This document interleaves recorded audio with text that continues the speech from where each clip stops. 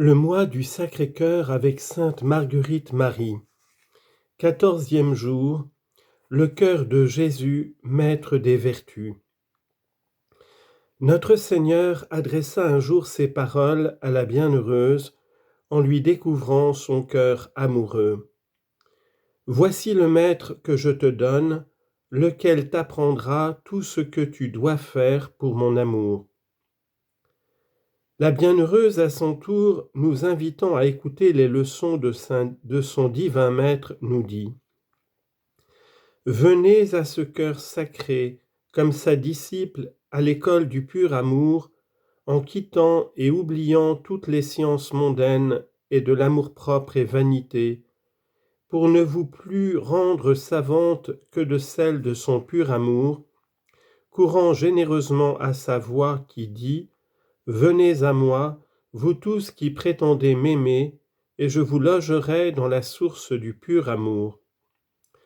Apprenez de moi à être douce et humble de cœur, autrement, vous ne pourrez être aimé ni reconnu de mon cœur sacré, qui ne vous avouera pas pour ses disciples, tandis que vous ne vous conformerez pas à lui par la pratique de ses saintes maximes.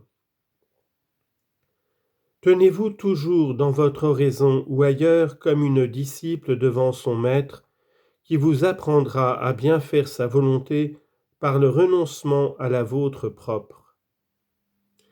Il vous faut, en qualité de servante fidèle, faire violence pour travailler fervemment au service de votre maître, qui ne récompensera vos actions qu'à la mesure de votre amour, par lequel il vous unira à son cœur.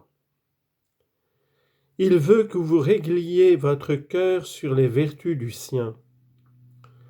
Comme l'amour rend les amants conformes, il faut, si vous voulez être aimé de Jésus, vous rendre humble comme lui, douce comme lui. En un mot, votre perfection consiste à conformer votre vie et vos actions aux saintes maximes du Sacré-Cœur de Jésus. Conseil pour la pratique des vertus d'humilité et de douceur. Je crois que vous ne sauriez rien faire qui gagne plus l'amitié du Sacré-Cœur de notre bon Maître et qui vous rende plus agréable devant lui que d'être bien douce et humble, mais d'une vraie humilité qui vous rende soumise à chacun et qui vous fasse souffrir en silence les petites mortifications et humiliations qui vous arrivent, tout gaiement, de bon cœur, sans vous excuser ni vous plaindre, pensant toujours que vous en méritez davantage, réprimant courageusement les sentiments de la nature immortifiée. Lorsqu'il vous vient envie de vous excuser, dites en vous-même : Jésus était innocent et il se tait quand on l'accuse, et moi qui suis tant de fois criminel, oserais-je me justifier ? Que votre gloire ne soit donc plus que dans ces humiliations, disant lorsqu'il vous en arrivera : Voilà qui m'est dû, et non les approbations et les louanges. Chérissez et honorez ceux qui vous humilieront ou qui vous mortifieront, regardez-les comme vos plus grands bienfaiteurs. Le Sacré-Cœur aura un particulier soin et amour pour vous, si vous vous tenez humble au-dedans de vous-même, vous rendant douce et constante à souffrir les abjections et humiliations qui sont quelquefois d'autant plus sensibles qu'elles sont petites et peu remarquables en apparence. Souffrez-les avec une douce tranquillité, pensant toujours que c'est ce que le cœur amoureux de notre bon Père céleste vous a préparé pour vous perfectionner selon son désir. Tenez-vous petite et basse à vos yeux, afin que vous croissiez dans ce divin cœur. Votre mot du guet sera : Voici l'heure de m'humilier et de témoigner à Dieu mon amour.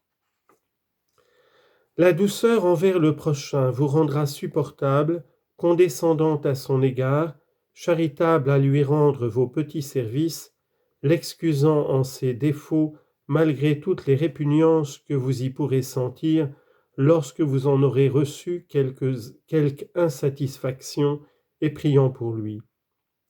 C'est ainsi que vous gagnerez le cœur sacré de notre Seigneur Jésus-Christ.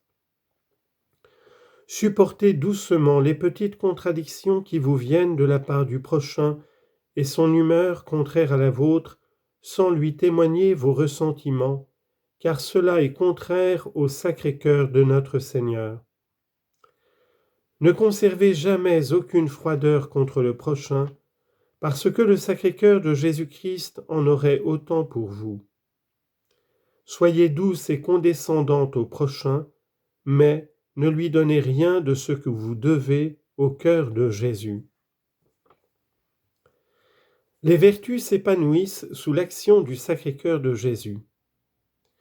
Vous pourrez considérer ce Sacré-Cœur comme un divin canal d'où s'échappe sans cesse la source des eaux vives pour arroser le parterre de votre âme où les fleurs de vos vertus sont toutes fanées et leur redonner leur beauté naturelle afin que votre âme devienne le parterre de ses délices. Le prions qu'après vous avoir été une source d'eau vive, il vous soit un soleil divin, toujours éclairant et échauffant, afin que, faisant croître les vertus, il dissipe les brouillards et ténèbres de vos âmes. D'autres fois, regardez-vous comme un arbre planté le long des eaux qui porte son fruit en sa saison, et plus il est combattu par les vents, plus il enfonce ses racines dans la terre. De même, plus vous serez combattu des vents de la tentation, plus il faut enfoncer vos racines d'une profonde humilité dans le cœur sacré de Jésus-Christ. Cet adorable cœur demande de ses amis la pureté dans l'intention, l'humilité dans l'opération et l'unité dans la prétention. La pureté de cœur et d'intention vous rendra l'objet des amoureuses complaisances du Sacré-Cœur de Jésus. L'humilité le fera régner dans vos cœurs et vous conservera dans son amitié, et la charité vous fera régner dans ce cœur adorable. Manière d'inscrire son nom dans le cœur de Jésus. La bienheureuse, dans une de ses instructions à ses novices, leur disait : « Mes chers enfants du Sacré-Cœur de Jésus, la grâce que le Seigneur a commencé à vous faire vous élèvera à une haute perfection, pourvu que vous lui donniez le cours par une fidèle correspondance de votre part. Il faut faire en sorte que votre sentier s'avance et croisse comme l'aurore du jour. Il ne faut pas vous flatter, car si vos noms sont marqués dans ce cœur adorable, ce n'est encore qu'avec de l'encre, qui signifie le commencement de la grâce en vous, qui vient pour vous aider à combattre et vaincre vos imperfections. Comme l'or dans le creuset se purifie d'avec la terre, de même nos inclinations et actions doivent être purifiées dans la fournaise de son amour de tout ce qu'il y a de terrestre et d'humain et des recherches de notre propre intérêt. Et quand par le progrès tout cela sera changé en un caractère d'argent qui marque la pureté du cœur, il ne faut pas s'arrêter là en laissant cette œuvre imparfaite. Il en faut venir à l'or de la charité qui marque vos noms d'un caractère ineffaçable. Et vous serez alors comme des holocaustes toutes consommées dans les ardentes flammes de l'aimable cœur de Jésus. Mais il faut que l'amour vous fasse arriver là. Il faut souffrir par amour, en se faisant une continuelle violence, en se mortifiant et humiliant par amour, et être bien aise lorsque nous trouverons l'occasion d'exprimer notre amour à cet unique ami de nos cœurs.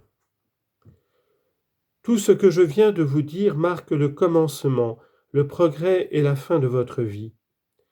La couronne ne sera pas donnée aux commençants ni aux avancés, mais aux victorieux qui persévèrent jusqu'à la fin. Enfin, mes chères sœurs, je ne puis assez admirer les bontés et libéralités de ce cœur sacré pour vous. Il semble que tous ces trésors sont dépliés pour vous enrichir, tant il prend de plaisir à vous faire du bien. Comme l'amour veut du retour, et qu'il n'en veut point d'autre que ce même amour, Dieu l'a gravé dans vos cœurs pour lui en rendre selon son désir. Il faut que ce même amour grave par retour le nom de notre bien-aimé, ce qui se pourra faire ainsi. Lorsque vous remporterez quelque bonne victoire sur vous-même, soit par l'humilité, la mortification ou autrement, et que vous ferez quelques bons actes de charité envers le prochain, soit en le supportant ou excusant, le louant ou lui rendant service, ce sera autant de lettres de ce nom adorable que vous graverez dans vos cœurs. Mais soyez fidèles, constantes et ardentes. Je ne saurais assez le redire pour le mal qui vous reviendrait du contraire. Invocation au cœur sacré de Jésus. Ô cœur très saint, cœur très auguste, le maître de tous les cœurs, je vous aime, je vous adore et je vous loue. Je vous remercie et je suis tout à vous. Vous êtes ma force, mon appui, ma récompense, mon salut, mon refuge, mon amour et mon tout. Ô cœur d'amour, demeurez avec moi et en moi, gouvernez-moi, sauvez-moi, changez-moi tout en vous.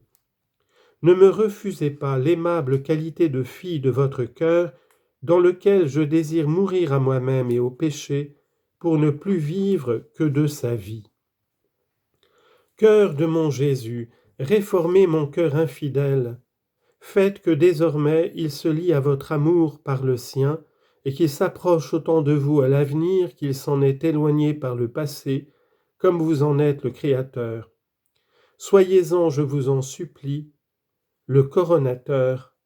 Amen.